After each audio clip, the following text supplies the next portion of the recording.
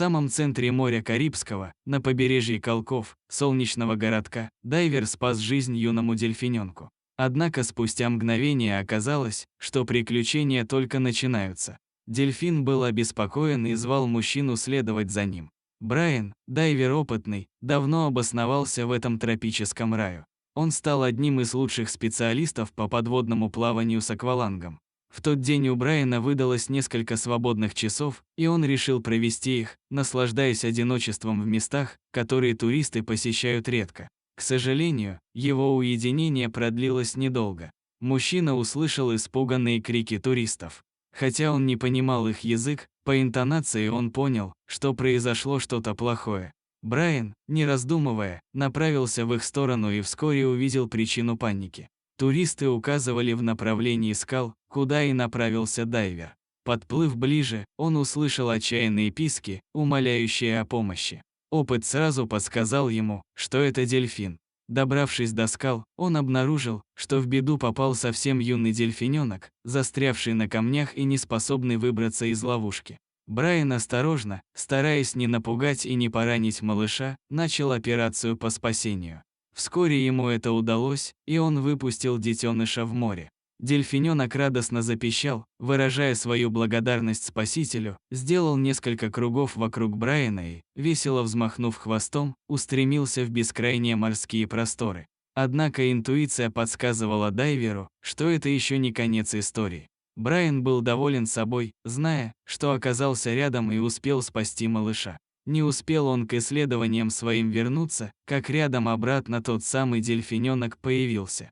Зная характер игривый этих животных, дайвер решил, что детеныш просто хочет с ним поиграть, и пошел на поводу у малыша, ведь можно уделить ему еще немного времени и порадовать его. Однако дельфиненок вел себя необычно. Он плавал вокруг человека быстрыми кругами, а затем устремился в другую сторону. Брайан догадался, что малыш пытается привлечь его внимание.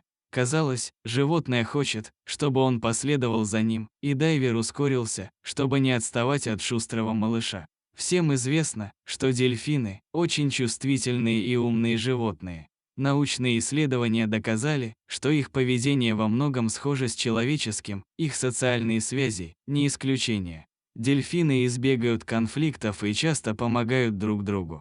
Если кто-то из их сородичей попадает в беду, они обязательно придумают, как его спасти. Дельфины общаются с помощью разнообразных звуков, трелей, свистов, щелчков и так далее. Они слышат друг друга на расстоянии до 10 километров и используют звуки для развлечения своих и чужих, для выражения боли, радости, страха и разных эмоций, а еще для установления контакта с остальными стаями дельфинов.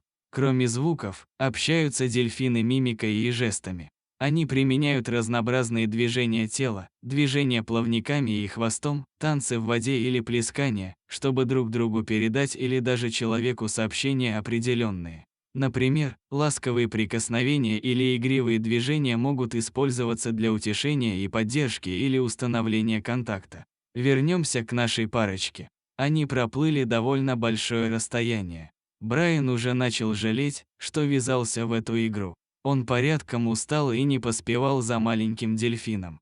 Дайвер вынырнул на поверхность. Оглядевшись, он понял, что оказался в небольшой бухте, куда почти никогда не заплывают люди. Внимание дайвера судно привлекло, стоявшее неподалеку. Это была лодка рыбацкая, которой быть здесь не должно. Промышленный рыбный отлов строго запрещен в этих местах. Это могло значить только одно – браконьеры. Брайан действовал осторожно, стараясь не попадаться рыбакам на глаза, и продолжил следовать под водой за умным малышом, пока не увидел большие сети рядом с рыбацким судном. Он заметил, что в эти сети много уже попало ценных и редких видов рыбы. Самое страшное, в них дельфин взрослый запутался. Он был напуган сильно, нервничал и никак не мог освободиться. Брайан не колебался ни минуты. Он бросился к испуганному животному на помощь. Он стал очень бережно сети разрезать, дабы не поранить ненароком млекопитающее. Как только оказался дельфин на свободе, он радостно запищал, а дельфиненок бросился к своему сородичу. Так Брайан понял, что это его мама была. Самка дельфина-человека поблагодарила за его помощь и тут же скрылась вместе со своим детенышем на глубине. Брайан поплыл к берегу как можно быстрее. Негодование ему сил придавало, как никогда. Добравшись до берега, он сразу связался с охранной береговой. Дав координаты, он надеялся, что те не успеют скрыться. Береговая служба отреагировала быстро на вызов и по наводке дайвера оперативно прибыла. Браконьеры пойманы были на месте. Морская полиция поблагодарила Брайана за неравнодушие и содействие и попросила помочь освободить оставшихся в ловушке животных. День пролетел незаметно и насыщенно. Брайан нисколько не пожалел о своем рискованном поступке. Несмотря на усталость, в какой-то момент он даже супергероем почувствовал себя, на страже стоящим своего моря любимого. Страшно даже представить, что бы произошло, если бы он проигнорировал крики туристов и не поплыл в сторону скал.